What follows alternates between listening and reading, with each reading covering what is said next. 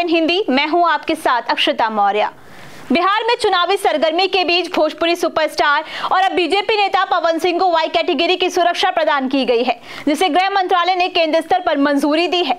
अब पवन सिंह की सुरक्षा में कम से कम 11 सशस्त्र कमांडो तैनात रहेंगे, जो उनके साथ हर समय मौजूद रहेंगे और सार्वजनिक कार्यक्रमों, यात्रा व अन्य गतिविधियों के दौरान उनकी सुरक्षा सुनिश्चित करेंगे। बताया जा रहा है कि हाल ही के दिनों में पवन सिंह को लेकर जो सुरक्षा रिपोर्ट सामने आई, उसके आधार पर यह फैसला लिया गया है। वे पिछले कुछ समय से लगातार सुर्खियों में हैं, कभी अपने गानों और फिल्मों की वजह से, तो कभी राजनीति में अपनी भूमिका को लेकर। बिहार में जैसे जैसे चुनाव नजदीक आ रहे हैं, कई फिल्मी चेहरे राजनीतिक मंचों पर दिख रहे हैं और पवन सिंह को मिली ये सुरक्षा उनकी राजनीतिक अहमियत को और पुख्ता करती है। गौरतलब है कि हाल ही में पवन सिंह ने एक बार फिर बीजेपी की सदस्यता ग्रहण की है।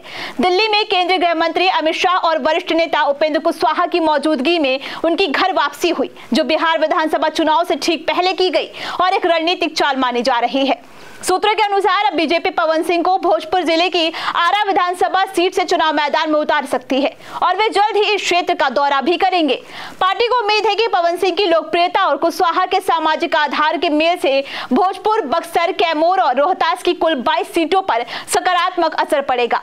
विशेष बात यह है कि पवन सिंह खुद भोजपुर के बरहरा से ताल्लुक रखते हैं, जहां राजपूत और लवकुश समुदाय का प्रभाव है। 2024 के लोकसभा चुनाव में बीजेपी द्वारा टिकट काटे जाने के बाद पवन सिंह ने करकट सीट से निर्दलीय प्रत्याशी के तौर पर चुनाव लड़ा और उस समय उन्होंने बीजेपी के ही कद्दावर नेता उपेंद्र कुशवाहा को पीछे छोड़ दिया था। ऐसे में अब दोनों नेताओं के गले मिलने की तस्वीरें इस बात की ओर इशारा कर रही है कि बीजेपी ने पुराने मतभेद भुलाकर चुनावी समीकरणों को साधने की दिशा में बड़ा कदम उठाया है। पवन सिंह की पुनः एंट्री और वाई कैटेगरी की सुरक्षा न केवल उनकी बढ़ती राजनीतिक भूमिका को दर्शाती है, बल्कि ये भी साफ करती है कि पार्टी उन्हें एक बड़े चेहरे के रूप में पेश करने जा रही है, खासकर उन इलाकों में जहां भोजपुरी भाषा और पवन सिंह की लोकप्रियता का सीधा असर वोटों पर पड़ सकता है। ऐसे में आने वाले दिनों में पवन सिंह बिहार चुनाव में बीजेपी के लिए स्टार प्रचारक से लेकर संभावित उम्मीदवार तक की भूमिका में नजर आ सकते हैं। फिलहाल इस खबर में बस इतना ही। बने रहिए न्यूज़ 7 हिंदी के साथ।